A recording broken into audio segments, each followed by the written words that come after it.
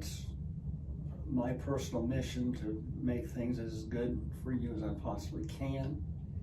Have a great deal of courage and moral strength, and they inspire me more than the other way around, I'm sure. They may not know that, but that is true.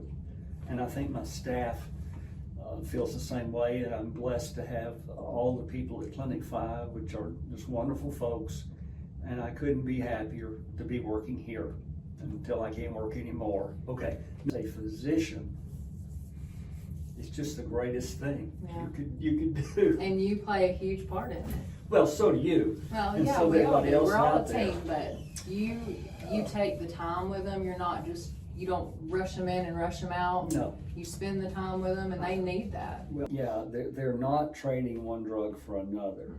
Mm-hmm. They're giving up the devil's playground for a life that they want to have, and it just, my heart just has wings. To celebrate small victories and huge ones. Yeah, exactly right. All right, I'm proud of what I've done too, and I encourage them. I tell them I'm proud of them, and I know you do too. Oh yeah. And that's it's very rewarding to be a part of that journey with somebody that never thought they would ever get back to that point. Yeah. And part of what I try to do is build up their self-esteem, which sometimes is pretty low. To me, it's like, I've used this analogy often, it's like you've got a garden and it's in disrepair and it's not blooming and it just needs to be fertilized and trimmed, and then in the spring or summer these beautiful blooms come forth. And it's just magnificent. I'm at a loss for words, almost. Yeah. How I feel about it, yeah. Well, I feel like you do a really good job making them feel heard and like they're normal and like they can do good things, and all they hear is negative while they're fighting that battle. And then they have, somebody for the first time bring up all the good things about them or all the good things they can do, and I feel like that's very important when all they've heard is just negative. Well, I've had many patients say this is just their safe place, and I know it's Clinic 5, but it could be Sanctuary 5 as well. Okay, I don't know how Jeannie feel about that. I'm fine with being Clinic 5, but it's a great place, and I'm blessed to be here. We're blessed to have you. Thank you. Okay, and then let's see. Last question. So what is one piece of advice that you would give to someone who is thinking about starting a recovery journey? Take a chance. Don't give up on yourself. Obviously what you've been doing is not working. And we see people that have been in rehab for 6 or 12 months, and again, they're sent out, as Jesus said, as lambs into the wolves. They're right back in that same situation. And it's easy to do good when you're in an enclosed place where you have someone watching you all the time. So like, I always tell people rehab is great. Like you said, rehab's great, but it's easy to do right when you have all these rules and someone constantly watching you. It's hard to continue that when you have all this freedom and you're back out in the real world. Yes, exactly. I will sometimes tell patients, look, I want you to come in here next time. I don't want to see any of what you've had here before in your drug screen, and I will ask you about it, and we'll have to talk about it. And sometimes they slip up. Addiction is defined even by the federal government, which is one of the few things I think they got right, is that addiction is a chronic brain disorder with episodes of intermittent relapse. I don't believe I've ever had a patient in my 15 years or something like that that's gone through treatment and got off the treatment and basically cured, or for the time being anyway. Hopefully they never start again, but they are tempted, and that's never not at least had one slip up. And the patients will come in and say, I failed. I didn't do this. I said, that's okay. That happens. It's not perfect. It's a process. I mean, you know, the old saying, Rome was not built in a day. This takes some learning and some dealing and faith in yourself. And I try to instill that no matter what they've done, we can talk about it. And I'm trying not to have a breakdown, but I'll tell you the story. I had a patient who'd lost both his arms below the elbows, and you probably heard this, it was for our audience, in a bad accident at work, and he could open the door handle with his elbows, and he came in there and he sat down in front of me one day. We were not getting urine drug screens that day I don't think we had staff. This was not at the Clinic 5, it was at another place. And we can't get urinalysis today, but if we did, yours would be good, wouldn't it? And he said, it'll always be good, Dr. Harrell. And I said, why is that? He said, I would not want to disappoint you. Which, that got me. Yeah. That really did. Here's a fellow with no arms and doesn't want to disappoint me. Give me a break. I mean, he was one of my heroes. And often the patients will tell me, you're my hero.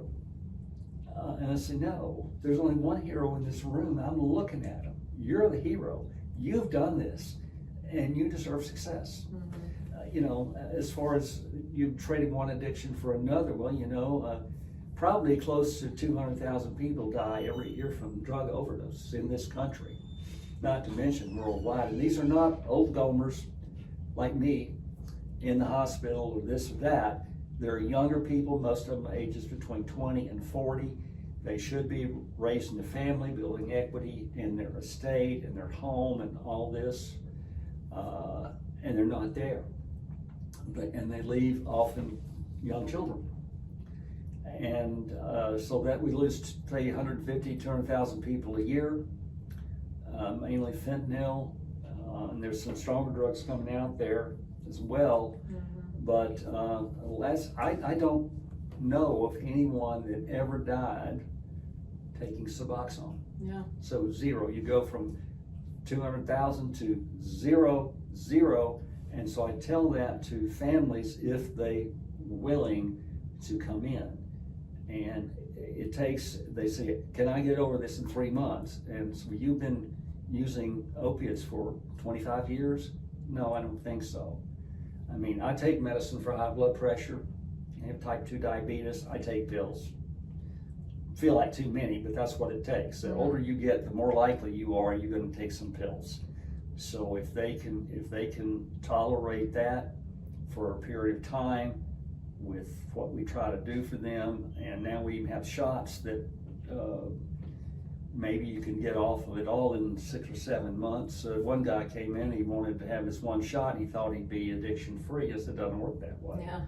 It doesn't work. So he was not very happy about that, and he'd used an opiate that morning, which prevented us from even giving him a shot. And I'll say he was getting some pretty tough looks from his lady friend. Okay, so Yeah, he was begging me. He was like, please just give me the shot, please. And I was like, I can't. No, we'll precipitate withdrawal, and you'll have to go to the emergency room. It's not that they were mean, it's that we can't do it. Yeah. You get sicker. But so that's what we're here for, and that's our goal, that's our mission. And I'm happy to work with Jenny Thrasher and Trent. We got a great place to work in, and she does a lot of good things in this community as well, even before she met me. I feel like we got a good team. I think we have the I feel best like team. we have helped a lot of people. Yes, we have. Saved a lot of lives. Yeah. Yes, we have, and probably that it has a ripple effect too. You know, it's not just them, it's their children, their wife, or their husband, and life is good. And too, I know we've had a lot of patients come through here, and I guess probably didn't have a lot of faith that it would work, and then did really well. Yeah. And then they would even go tell their friends Yeah. that were using still, Yeah. hey, you really should come here and try. And they, you know, bring people when normally it's, you know, who's selling what, who has what, and that Yes. kind of ripples and goes, it and does. it's Yeah. heard through the grapevine. But now Yeah. so many people do well here that they go and reach out and do Word the mouth. work too. We have people that drive 6 hours round trip. to come and see us because they like the way they're treated here, and it's the way they should be treated. And like I say, I am happy to be a part of it and glad to be doing this, and I'm going to do it until I can't do it anymore. And I'm sure that they will all be glad to hear that. Okay, they worry about that. If I switch cars, he's still here. Yeah. Or, you know, this bald head, folks, is not a fashion statement. Okay, I'll just leave it there. But it could be. It You can could make be. it a fashion I'm statement. surprised at how many ladies kind of like a bald head. Yeah, they like So bald guys, head. shave your head. Well, thank you so much. my I pleasure. knew you'd be perfect to come on here and do it, and it's your birthday, Yes. so we had to make it a day all about you. Oh, that's rare. So we are always here to help. If you know somebody that needs, you know, just to come and ask questions and get some information, or if you know somebody that needs help, you can always reach out to us at Clinic 5, and obviously you will be seeing a great doctor. And we have Thank you. another doctor as We well. do too. Very good. Dr. Griffith, he's Yes, here sir. also. So don't be scared to take that first step, take that chance. We'll do whatever we can to help you. And if you need anything, just let us know. And thank you for coming on. My And pleasure. happy birthday. Thank you. All Thank right. you both. Thank See you. y'all next Thanks, y'all. time. Bye-bye.